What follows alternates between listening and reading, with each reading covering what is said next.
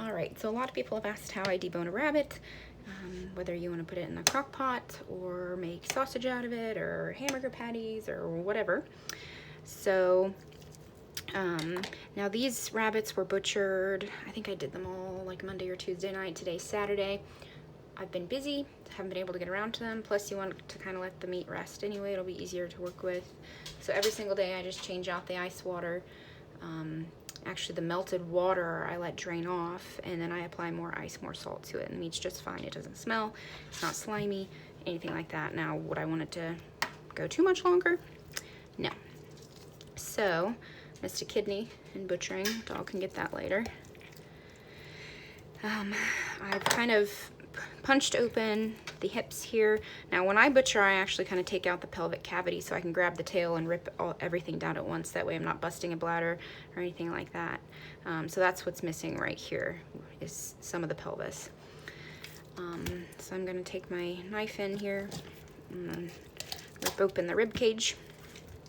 Now I'm gonna start filleting the meat off of the ribs. So basically the gist of what I'm doing is I'm going to be removing the entire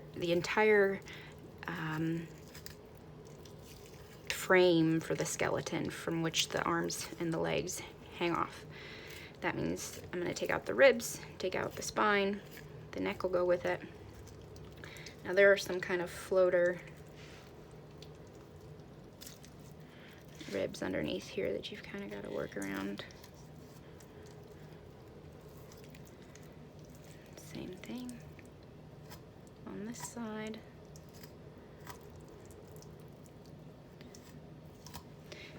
And there's some meat up here. You can see that has a lot of coagulated blood, which is just trauma from the cervical dislocation that's kind of settled. So any of that meat I will likely at the end remove, and that'll go to the dogs. It's not going to go in my sausage mixture.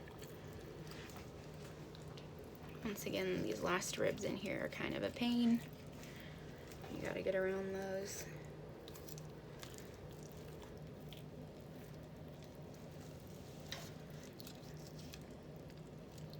And anytime it looks like I'm cutting, first of all, I have a really sharp knife, which helps. I actually butchered an entire pig, 300-pound pig with this guy, and that's the only knife I used. But anytime you see that it looks like on the video that I'm cutting towards my other hand, I've actually have it elevated or something like that, so that way if it does go through the meat, it's not actually going to hit my hand. There's usually some top meat on here you can remove. And I don't mind if some of this meat is a little chunked up, because like I said, this is all going to be ground. It's going to be sausage and jerky and probably some ground rabbit for burger. So I've got these last ribs kind of freed here. If you run your fingers, as you can see I'm doing, and they're kind of bouncing along these ridges, so that's part of the spinal column. I'm going to go in here and fillet along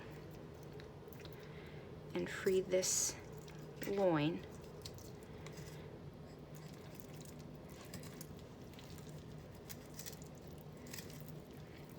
And I'm going to do it on this side as well.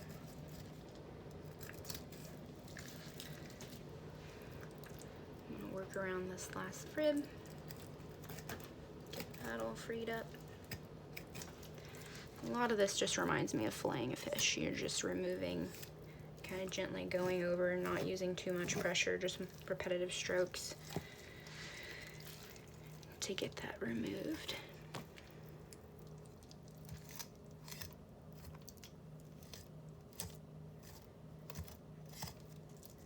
Okay, so that's pretty much what I want to do there. You can see that I've got a lot of that loin removed. I'm going to free the back legs now. So sometimes what you can do is you can pop the ball joint out.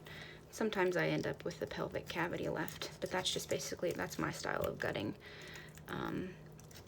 So if that's the case and I can't free this ball joint here, there, that worked just fine. And you can actually see that's the top of the femur. That's the little ligament that attaches it into your ball joint. So cool, so that's been freed.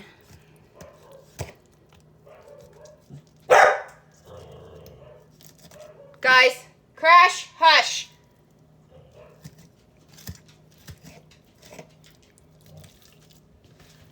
I'm gonna do the same thing on this side. I can feel where that articulation is.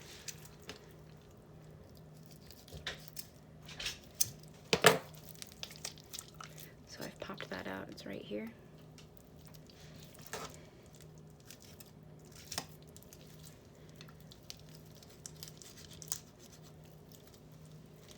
So now, all that's left to do as far as this is concerned is kind of work along and just uplift, leaving as much meat as possible. Just lift off the spine.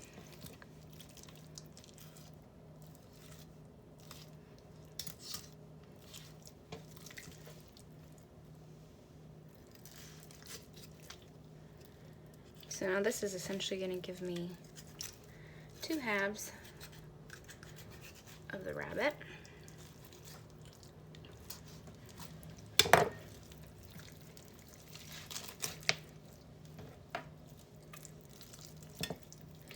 The shoulder blade is actually not attached via any sort of joint or bone.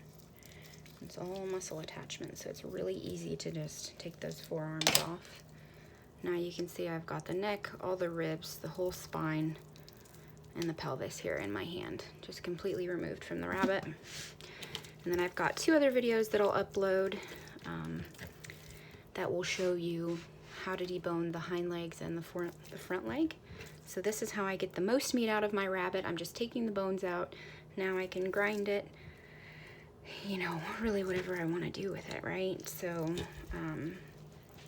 you've got the forelegs, the meat over the ribs, the belly meat, the loin, and then the rear leg here.